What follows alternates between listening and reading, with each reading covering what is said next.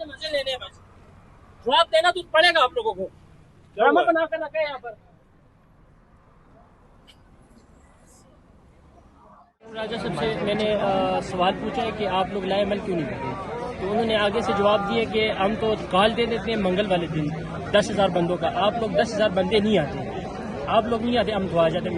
میں تو ہر وقت موجود ہوتا ہوں جانے کے باہر، آپ کو دیکھتا ہوں، بقایا آپ سیکرٹری جنرل ہیں، آپ لوگوں کو بلائیں، اجلاس طلب کریں. دوسرا چیئرمین صاحب ہے جو برسٹر بہر صاحب، ان کو بیٹھائیں، ان کو کہیں کہ اجلاس بلائیں اور لوگوں کو بتائیں کہ اتنے لوگ ہم نے جانا چاہیے. نہ ادھر ایم این اے ہے، نہ ایم پی اے ہے، نہ سینیٹر ہے، کچھ بھی نہیں ہے. صرف ان کو عادت پڑی ہوئی ہے مزے لینے کا، عہدے سے مزے لینے کا ان کو عادت پڑ گئی ہے، صرف یہی ہے. ان سے سوال کیا، وہ انہوں نے جواب نہیں دیا.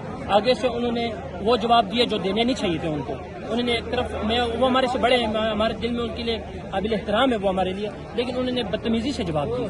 دوسری ادھر میں نے مینا خان سے سوال کیا، انہوں نے جواب نہیں دیا، بھاگ گئے. اسد قیصر صاحب سے میں نے سوال پوچھا، وہ بغیر جواب کے چلے گئے. جنید اکبر صاحب سے میں نے سوال پوچھا، وہ بغیر جواب کے چلے گئے. ان کے پاس کوئی جواب ہی نہیں ہے، کوئی جواب. اگلا احمد خان نیازی نے کال دی ہوئی ہے لانگ مارچ کی.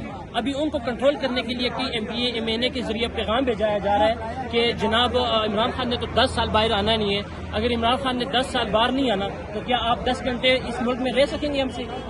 ہم آپ کے گھر میں آ کے آپ کو گھس کے ماریں گے نا. اس وقت اگر میں کہوں تو ذمہ دار کون ہے عمران خان کا اندر رکھنے کا؟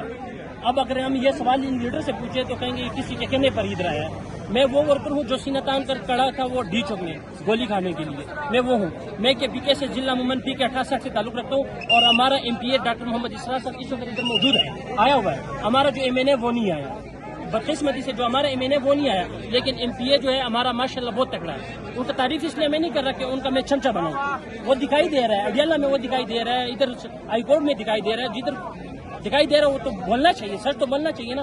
اگر ہم سچ کے ساتھ ہیں تو سچ ہمیں بولنا چاہیے. ایم این اے ہمارے ہے نہیں، سینیٹر ہمارے ہے نہیں، ایم پی اے وغیرہ وغیرہ نہیں آتے، تو پھر ان عہدے کا کیا فائدہ؟ ریزائن کریں. سہیل افریدی صاحب کہہ رہے کہ مجھے جنید اکبر اور محمود خان چکری اللہ ہمارا جج صاحب نے ہمیں کنٹرول کر رکھا ہے. تو بھائی آپ کس لیے سی ایم بنے؟ ریزائن کر کے گھر چلے جائیں نا. آپ کو تو خان صاحب نے کہا ہے کہ میں پیغام دوں گا، اب ملاقات نہیں ہو رہی، 6 مہینے ہو گئے ملاقات نہیں ہو رہی. آپ نے کوشش تک نہیں کی. علی امین گنڈاپور تو اس معاملے میں، صرف اس معاملے میں وہ تو تھوڑے سے بہتر تھے نا، کہ وہ تو اڈیالہ جیل کے باہر جا کے بلکہ تو مار لیتے تھے نا، جھوٹ تو بول لیتا تھا نا. آپ تو جھوٹ بولنے کے لیے بھی باہر نہیں آتے نا. ہمیں سوال تو کرنا چاہیے نا. آپ کرنا کیا پڑے گا؟ ان کا آنکھ کی بنائی چلی گئی، علیمہ وہ دوسرا بشرا بی بی کی آنکھ کی بنائی چلی گئی.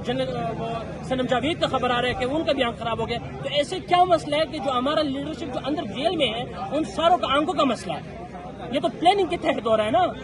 اب لیڈرشپ جو باہر ہے وہ سارے مزے کر رہے ہیں. ان کو پڑی ہوئی ہے عہدوں کا، ان کو بنے ہوئے اسمبلی میں بیٹھنے کا، ان کو بیٹھے ہوئے جناب اسپیکر کو اسپیکر کہنا، سیکیورٹی کو سیکیورٹی. ان کے صرف یہی ہے کہ ہمارے پاس سیکیورٹی ہو، اور ہم بڑے روک دھاپ سے چل رہے ہوں اسمبلی میں، ریڈ زون میں، اسلام آباد میں، پشاور میں. یہ سب ایک بار آتا ہے، عزت اللہ دیتا ہے.